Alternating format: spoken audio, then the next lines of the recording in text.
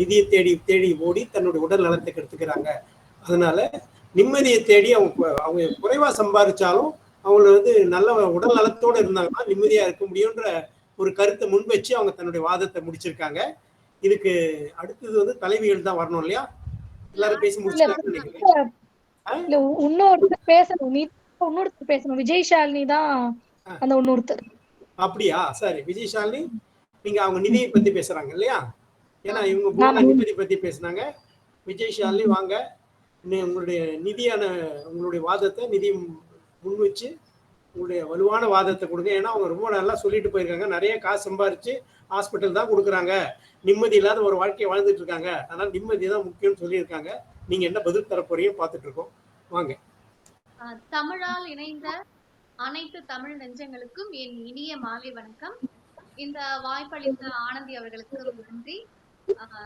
இப்ப எல்லாரும் நிம்மதிதான் முக்கியம் அப்படின்னு எதிரணியில பேசிட்டு இருந்தாங்க.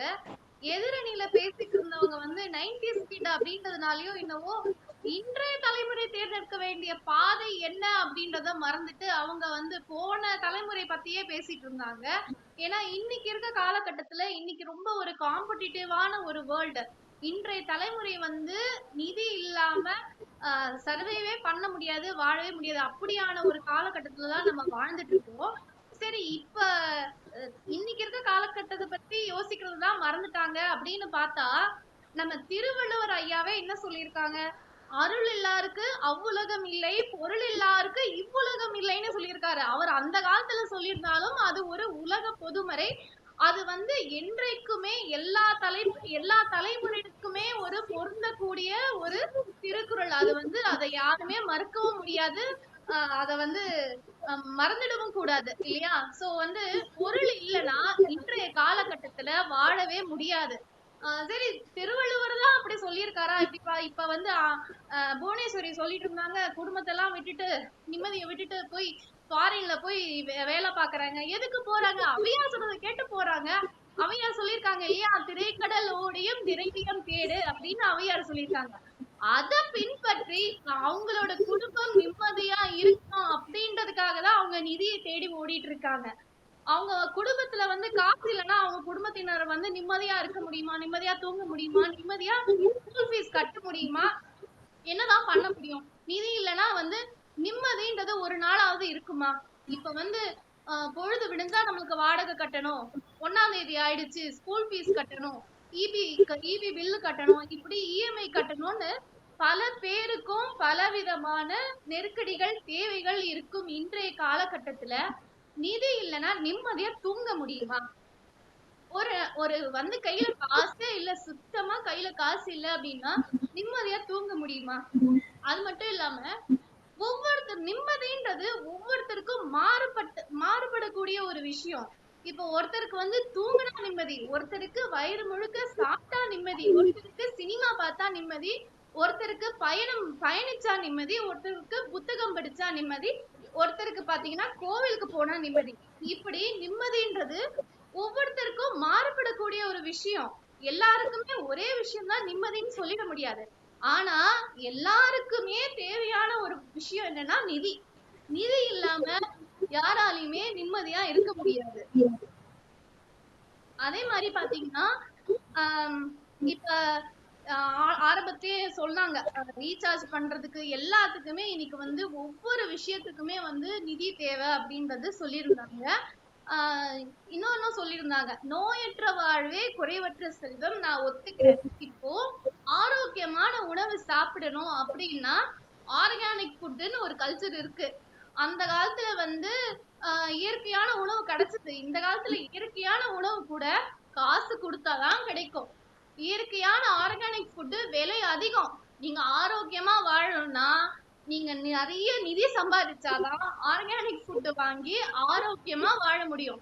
அப்படி தப்பி தவறி ஏதாவது ஒரு நோய் வந்துருச்சு, குடும்பத்துல யாருக்காவது ஒரு நோய் வந்துருச்சு, பிரச்சனை இல்ல ஹார்ட் அட்டாக், ஒரு எமர்ஜென்சி இல்ல ஆக்சிடென்ட், ஏதாவது எதிர்பாராத சூழல்ல யாராவது குடும்ப உறுப்பினர்கள் நோய்வாய்ப்பட்டாங்கன்னா அவங்களுக்கு ட்ரீட்மெண்ட் பண்றதுக்கு நிதி வேணும். நிதி இல்லைன்னா நிம்மதியா ட்ரீட்மெண்ட் பண்ண முடியாது.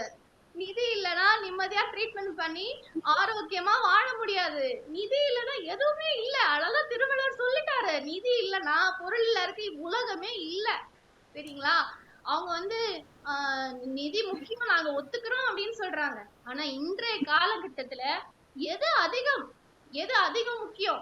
நிதி இருந்தாதான் நிம்மதியே கிடைக்கும். ஏன்னா அப்படியான ஒரு சூழ்நிலையில அப்படியான ஒரு காலகட்டத்துல நம்ம வாழ்ந்துட்டு இருக்கோம். இப்ப வந்து செல்வத்துக்கு அதிபதியான குபேரனுடைய பாதுகாவலர்களுடைய பேர் கூட சங்க நிதி, பதும நிதின்னு அவங்க பேர்லயே நிதி வச்சிருக்காங்க. சரிங்களா? இன்னும் சில பேர் நிறைய அவங்க பேர்லயே வந்து நிதி இருக்கக்கூடிய நிறைய பேர் வந்து அவங்க செல்வ வளத்தோட இருக்கிறதையும் நம்ம வந்து பாக்குறோம். அதுக்கப்புறம் பாத்தீங்கன்னா இன்னொன்னு சொல்றாங்க, படிச்சு முடிச்சுட்டு வேலை இல்லைன்னா, ஏன்னா இன்றைய தலைமுறை இளைஞர்களை பத்தி நம்ம பேசிட்டு இருக்கோம். படிச்சு முடிச்சுட்டு வேலை கிடைக்கலன்னா அந்த இளைஞனால நிம்மதியா இருக்க முடியுமா? சவஞ்சேரி இன்ப காலனி படத்தை யாரும் பார்க்கலையே? எல்லாரும் 90s கிட்ஸ் தானே, எல்லாரும் பார்த்திருப்பீங்கல்ல சவஞ்சேரி இன்ப காலனி. அந்த பையனுக்கு வேலை கிடைக்காம ஒருவேளை சாப்பாடு அவனால நிம்மதியா சாப்பிட முடிஞ்சுதா? அவங்க அப்பா கிட்ட எவ்வளவு திட்டு வாங்குவான். நிம்மதியா இருக்கணும்னா கண்டிப்பா வேலை வேணும். வேலை எதுக்காக? சம்பாதிக்கிறதுக்காக வேணும். படிச்சு முடிச்ச ஒரு இளைஞனுக்கு வேலை கிடைக்கலன்னா அந்த வேலை கிடைக்கிற வரைக்கும் அவனால நிம்மதியாவே இருக்க முடியாது. சரி, இளைஞன் எல்லாருமே இப்படி ஒரே காலகட்டத்துலதான் இருக்காங்க. இப்ப வந்து பொண்ணை கட்டி கொடுக்கணும், குணவதியான பொண்ணு இருந்தா போதும் அப்படின்னு சொல்றாங்க. கல்யாணம் பண்ணி கொடுக்க காசு இல்லைன்னா நிம்மதியா ஒரு அம்மாவால இருக்க முடியுமா? ஒரு அப்பாவால இருக்க முடியாமா? தன்னோட பெண்ணை திருமணம் செய்து கொடுக்கறதுக்கு அவங்க கையில நிதி இல்லைன்னா அவங்களால நிம்மதியா தூங்க முடியுமா? எப்படி நம்ம பொண்ணை கரை சேர்க்க போறோம், எப்படி கல்யாணம் பண்ணி கொடுக்க போறோம் அப்படின்னு ஒவ்வொரு விஷயத்துக்குமே காசு தேவைப்படுது. அன்றைய காலகட்டத்திலயாவது ஒரு கூட்டு குடும்பமா இருந்தாங்க, சொந்த பந்தங்கள்லாம் இருந்தாங்க, எல்லாரும் கொஞ்சம் கொஞ்சம் காசு போட்டு கூட ஒரு பொண்ணுக்கு திருமணம் செஞ்சு கொடுப்பாங்க. ஆனா இன்றைய காலகட்டத்துல பாத்தீங்கன்னா எல்லாருமே நியூக்ளியர் ஃபேமிலியா இருக்காங்க.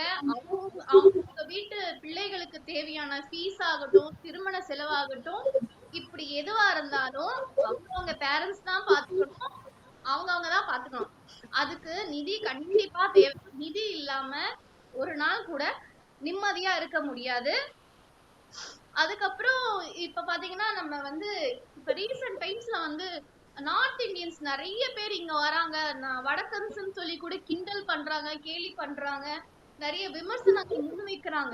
நார்த் இந்தியன்ஸ் எல்லாம் இந்தியா தமிழ்நாட்டுக்கு வராங்க, அவங்க நிறைய தேடிதான் வராங்க. அவங்க ஊர்ல இல்லாத இயற்கை அவங்க ஊர்ல இயற்கையான காற்று இல்லையா, விவசாயம் இல்லையா, இல்லைன்னா வந்து இயற்கையான சுற்றுச்சூழல் இல்லையா, அந்த கிராமங்களை எல்லாம் விட்டுட்டு அவங்க குடும்பங்களை எல்லாம் விட்டுட்டு அவங்க நிம்மதியை தேடியாவது வராங்க.